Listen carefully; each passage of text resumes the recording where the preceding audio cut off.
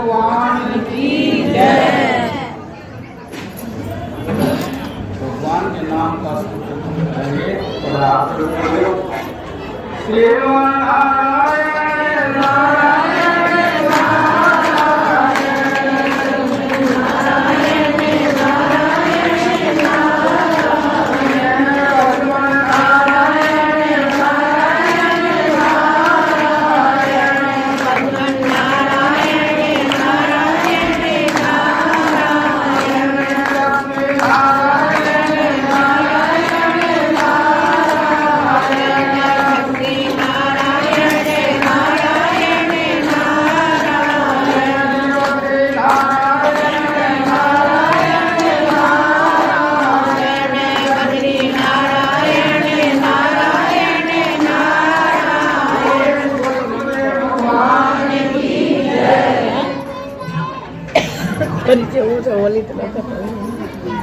बड़े हर्ष और उल्लास से श्री सतगुरुदेव भगवान का प्रकट दिवस हम सभी मनाए।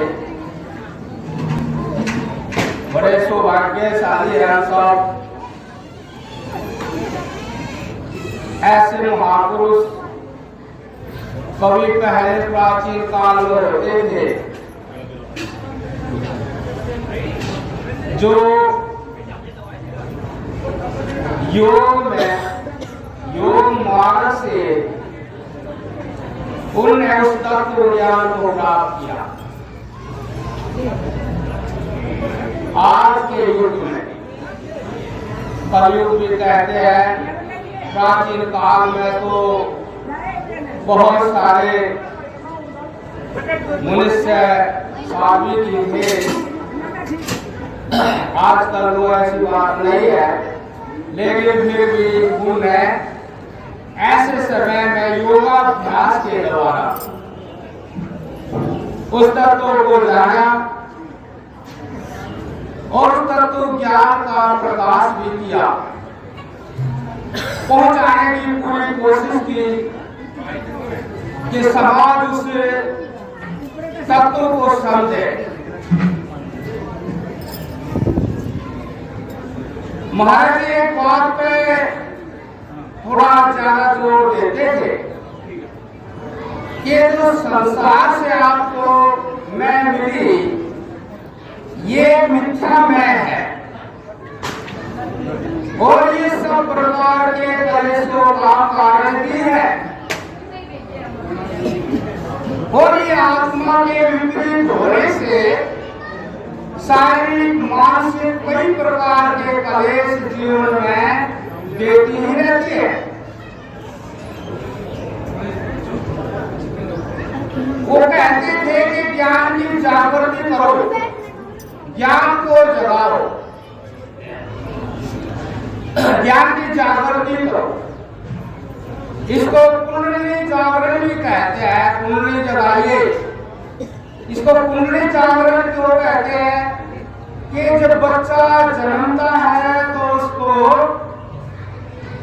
इस जगत की सत्ता मिलती है, तो उसका जो ज्ञान है जगत की सत्ता दे करके वो ज्ञान उसे पहले सतोगुण रजोगुण तमोगुण जो सत्ता देता है, तो ये सतोगुण है, उसके प्रति जो प्रवृत्ति होती है ये रजोगुण है, और उसके बाद जो तमोगुण है उससे उसको अपनी आत्मा का आभास होता है।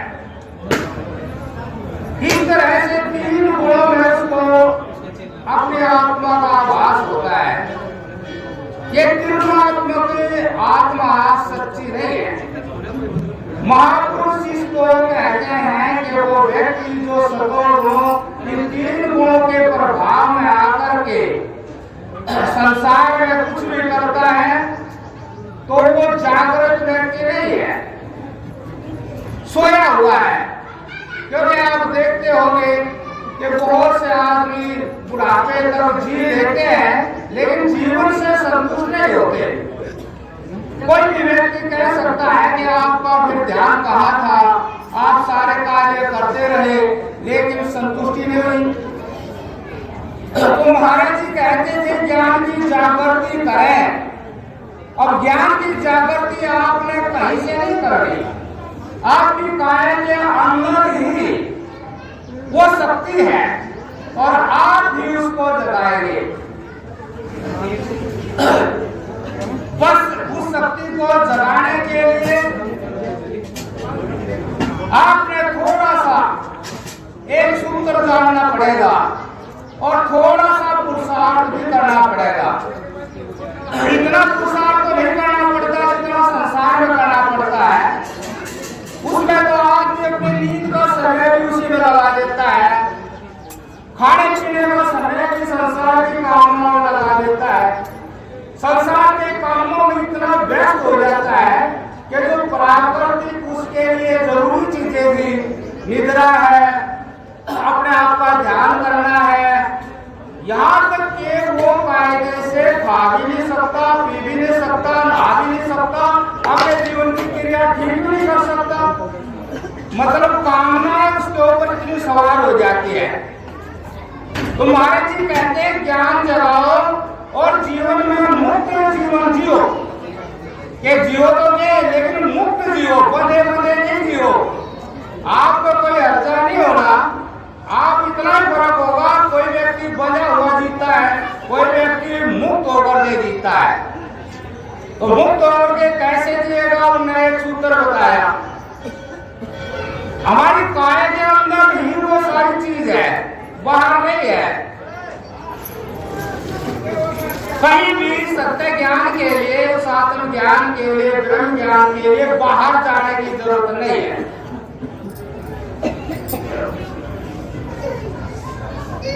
हमारे शरीर के अंदर एक मन है जो कि ज्ञान का ही रूप है, और एक प्राण है जो कि वो क्रिया का ही रूप है, और बाहर हमारे शरीर में ज्ञानेंद्रिया है और कर्मेंद्रिया है।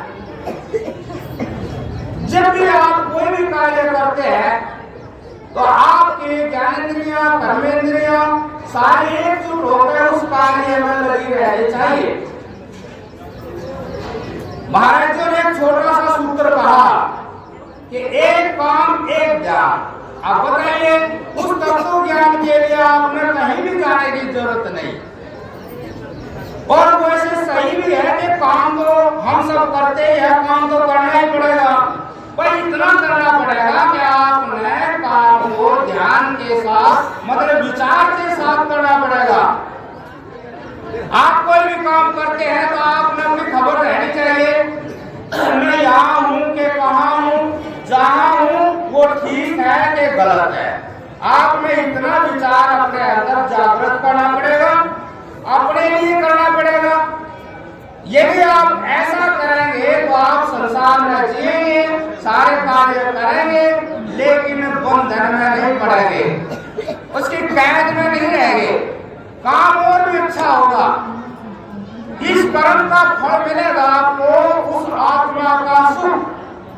कोई भी सुख होता है मनुष्य को ज्ञान से होता है, लेकिन सबसे बड़ा सुख आत्म ज्ञान से होता है, संसार के ज्ञान से नहीं होता। जिसको आत्म ज्ञान होता है वो परम सुख को प्राप्त करता है। तो ये छोटा सा सुंदर, हम चाहे छोटा कार्य करते हैं चाहे बड़ा कार्य करते हैं, जो ज्ञानी जन होता है वो जानता है, वो व्यक्ति को देख करके जान लेता है कि ये व्यक्ति आपके में है कि बाहर है। आपके का मतलब अपने ज्ञान के साथ कार्य करता है, बाहर का मतलब कामनाओं में उलझा हुआ कार्य करता है। तो वो कार्य करता हुआ दिखाई देता है, चलेगा तो उसकी चाल से पता लग जाएगा कि भाई ये ढंग से नहीं चल रहा। कार्य करेगा, आप किसी को कह दीजिए सफाई कर दो, और ज्ञानी पुरुष देखता रहेगा तो पोछा लगाएगा, कितनी जगह छोड़ देगा, उसका ध्यान, उसका ज्ञान वहां है नहीं। इसलिए उन्होंने कहा कि कोई भी कार्य करो, आपको कार्य करना ही है तो क्यों ना ध्यान से किया जाए, क्यों ना आपकी जो ऊर्जा है वो सारी उस कर्म में लगाई जाए।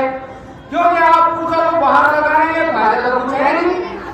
आप मान लो भोजन कर रहे और कुछ चिंतन करते हुए कर रहे, तो वो जो चिंतन में ऊर्जा जा रही है उसका तो कोई फल पड़ता मिलता नहीं आपको। क्योंकि जिस चीज का आप चिंतन करें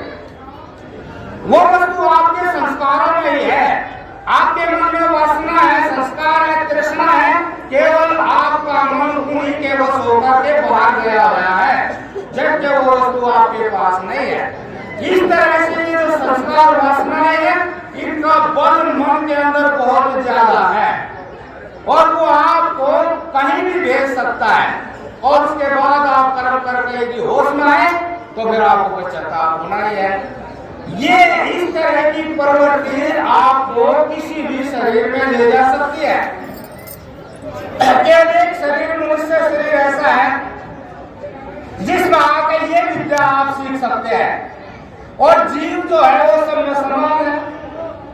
यदि आपकी प्रवृत्ति साधन के अंतर्गत नहीं रही और कामनाओं के वश होकर बिखरती ही रही तो फिर आप ये समझ लें कि ये जीव किसी शरीर में भी जा सकता है। जैसे बिजली है, वो फ्रिज में भी जा सकती है, हीटर में जा सकती है, बल्ब में जा सकती है, रेडियो में जा सकती है, टीवी में जा सकती है, कहीं भी जा सकती है। लेकिन वे यंत्र तंत्र काम तो अलग अलग करते हैं, होती है कि बिजली है। ठीक इसी प्रकार से शरीर है, उनकी प्रवृत्ति अलग है, लेकिन आपकी बिजली विद्युत रूप से जीव आत्मा है। यदि ये वहां चली गई तो उसी शरीर के अनुरूप हो जाएगी। अब इसमें कोई ज्यादा बड़ी बात भी नहीं है, काम तो करना ही है, तो क्यों ना अपना मन लगा के कार्य करे। गीता में भी इसको कहा गया है निष्काम कर्म योग। जब आपका मन कर्म के साथ है, आपका मन काम करते हुए बीच में कुछ सोचता नहीं है, तो ये अपने आप निष्काम कर्म योग हो जाता है। निष्काम कर्म योग से भगवान जी कहते हैं, वासुदेव जी कहते हैं कि मैं अपने आप ही हाजिर हो जाता हूँ। जब आप निष्काम कर्म करते हैं, कामना नहीं होती, उस वक्त आपका जो मन है वो शून्य होता है और उस शून्य में कौन होता है? वासुदेव होता है। उस वासुदेव का आपको परिचय मिलना लग जाएगा। वास्तविक सत्संग यही है।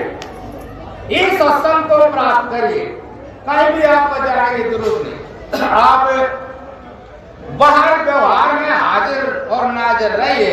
आप कोई भी कर्म करते हैं, व्यवहार करते हैं, आपकी नजर के सामने होना चाहिए, आपकी नजर और कहीं नहीं होनी चाहिए। इससे आपको कर्म करते हुए वासुदेव का ज्ञान हो जाएगा।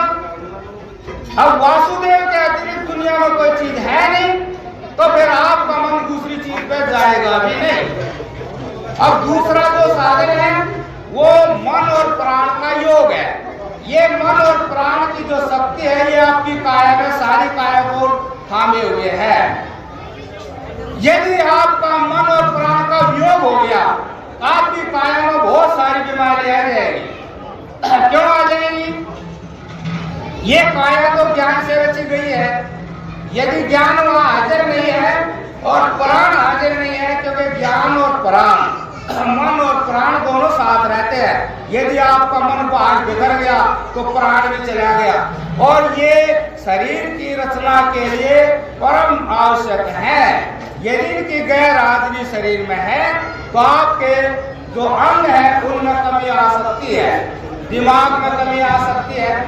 अब जो प्राण और मन है ये सबसे सूक्ष्म है काया के अंदर, और आपकी काया में बहुत सूक्ष्म तार जैसे नस नाड़ियां है। यदि वो बाहर बिखर गई शक्ति आपकी, तो वे धीरे धीरे मूर्छित होती चली जाएगी, वे अपने स्वरूप में नहीं रहेगी। आपने उन्हीं से सारा काम लेना है। अब ये काम करने के योग्य है नहीं तो आपके कार्य हो नहीं सकते। आपके शरीर में कोई भी विकार आ सकता है, भयंकर विकार आ सकता है, शरीर जवाब दे सकता है, और फिर आप उसको केवल भोगने के लिए रहेंगे, कोई कार्य नहीं कर सकते। इसलिए बड़ी सावधानी से आप जब भी खाली टाइम मिले आपको, तो प्राण और मन का योग करिए। इसमें कुछ भी छोड़ने की जरूरत नहीं, पकड़ने की जरूरत नहीं, तंगी होने की जरूरत नहीं। काम तो आप सारे करते हो, और ये दो साधन आपके व्यवहार के अंतर्गत है, आपकी कार्य के अंतर्गत है। आपने कहीं जाने की जरूरत नहीं, गुरु बनाने की जरूरत नहीं, कुछ भी करने की जरूरत नहीं है। वास्तविक सत्संग है। इससे जो महाराज जी कहते थे ज्ञान जगाओ, तो वो ज्ञान की जागृति से होगी। वो ज्ञान आपका कैसे सो गया था, बाहर की वस्तुओं में सत्ता दे करके उनकी तृष्णा बढ़ा करके आपका ज्ञान उनका लपेटा खा गया था। सतोगुण में लपेटा खाया, रजोगुण में लपेटा खाया, तमोगुण में लपेटा खाया,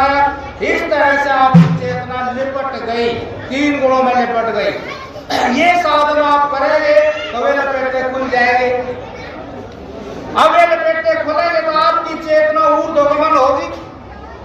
आम व्यक्ति की चेतना ऊपर से नीचे की तरफ विश्व में बैठी है, और जब आप ये सूत्रों, इन 2 सूत्रों का ध्यान करेंगे तो फिर आपकी चेतना नीचे से उठ करके ऊपर के जहां उसका स्थान है उस चेतना का वहां पहुंच जाएगी। वहां पहुंचने के बाद आपको सब चीजों का परिचय हो जाएगा, अज्ञान खत्म हो जाएगा। अज्ञान वश ही व्यक्ति संसार के बंधनों में फंसता है, वस्तुओं को ज्ञान के कारण अलग अलग सत्ताएं देता है। ये ऐसी वस्तु है, ये ऐसी वस्तु है कोई भी वस्तु कुछ नहीं है तो इस विश्व के अंदर एक चेतना, एक वासुदेव। ऐसे पूरे वर्ल्ड में जैसे एक ही बिजली है, अनेक बिजली नहीं है, उस एक ही बिजली से अनेक कार्य होते हैं, ऐसे उस वासुदेव से अनेक प्रकार के ऐश्वर्य प्रकट है। उन ऐश्वर्यों में हम मोहित है, अब ये बहुत अच्छा है, ये बहुत अच्छा है, लेकिन वासुदेव का ज्ञान है नहीं।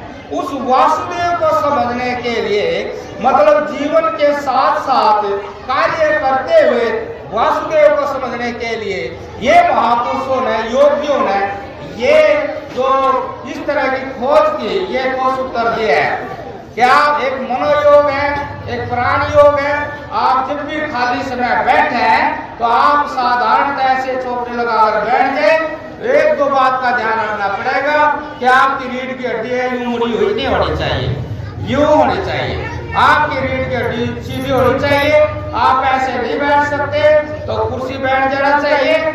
आपने कुछ समय जरूर बैठ करके प्राण और मन का, कि आप मन से प्राण को देखते रहे, आ रहा है, जा रहा, आ रहा है, जा रहा। इससे आपके मन में जितनी भी कामनाएं है वे भस्म होती चली जाएंगी। ज्ञान अग्नि से जो आपके अंदर कामनाएं है, वासनाएं है, तृष्णाएं है, संस्कार है, जो आपको न चाहते हुए संसार में ले जाते हैं और वहां बाहर भी न चाहते हुए कर्म करवाते हैं और फिर पश्चाताप भी करवाते हैं, और आप सारा जीवन जीकर भी खाली रहते हैं, सुनने रहते हैं। तो इसलिए जब भी आपने समय मिले है इतना सा काम करना है कि प्राण को देखते रहो अपने मन से। जितना भी समय आप ऐसे करोगे तो आपके संस्कार हैं जो वे भस्म होते जाएंगे।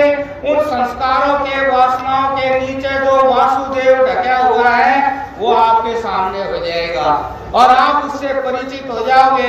आप जीते जी ही संसार में मुक्ति का आनंद लेंगे कि मुक्ति का क्या सुख होता है। एक बंधन का सुख होता है, लेकिन एक मुक्ति का भी सुख होता है। और आप कोई भी काम करते हैं तो वहां भी आप जो है अपने मन को जोड़ कर कार्य करें। कोई भी छोटा मोटा कोई भी करे, आप चल रहे हैं तो अपने आप को देखते हुए चले। अब चल रहा हूं तो क्या क्या ख्याल आ रहे हैं, क्यों आ रहे हैं, इनका यहाँ क्या काम है। ऐसे चलते हैं अपने पैरों को भी देखें, मेरे पैर ठीक पड़ रहे हैं कि नहीं। आपने इस तरह से अपनी चेतना को जगा देना है। जब ये चेतना जागती है उसके बाद आपको जो अलौकिक सत्य है उसका ज्ञान होता है। उस अलौकिक सत्य से आप जीवन जीते हैं। इसको कहते हैं ज्ञान की जागृति। ये व्यक्ति है जागा हुआ। ये जागा हुआ व्यक्ति कभी भी संसार के बंधन में पड़ता नहीं, क्योंकि उसका ज्ञान ही सर्वश्रेष्ठ, सर्वोत्तम, सर्वव्यापक है। उस ज्ञान से उसका मन प्रकाशित है। संसार की वस्तुओं की वहां कोई भी सत्ता नहीं है। आप लोगों को महाराज जी यही कहते हैं कि ज्ञान जगाइए, थोड़ा साधन करिए। साधन करके आप अपने आत्मा में वो सुख पाइए जो संसार में सुख है। जो बाहर है वो आपके मन के अंदर है, उसको पाइए। थोड़ा सा इसमें साधन करना थोड़ा कष्ट होता है तो इसमें कोई दिक्कत नहीं है। महाराज जी का ये उपदेश है। उनका आज जैसे भी प्रकट दिवस है तो उस प्रकट दिवस में आपने अपने मन को जगाना चाहिए कि उनका चरित्र कैसा था, उनका साधन कैसा था, उनका जीना कैसा था, वे कैसे बोलते थे, कैसे चलते थे। वे ऐसे नहीं बोलते चलते थे उनके अंदर वासुदेव भगवान प्रकट था। प्राचीन काल में ऐसे बहुत से ऋषि होते थे, लेकिन कलयुग में केवल एक अपने महाराज जी, ये हम सब का सौभाग्य है कि वो यहाँ आए, आपके गांव में आए, आप सब लोगों को जगाया और सब उस रास्ते पर चले। मतलब ये उनका मतलब हमारे ऊपर बहुत कृपा है। बोलिए श्री सद्गुरुदेव भगवान की जय।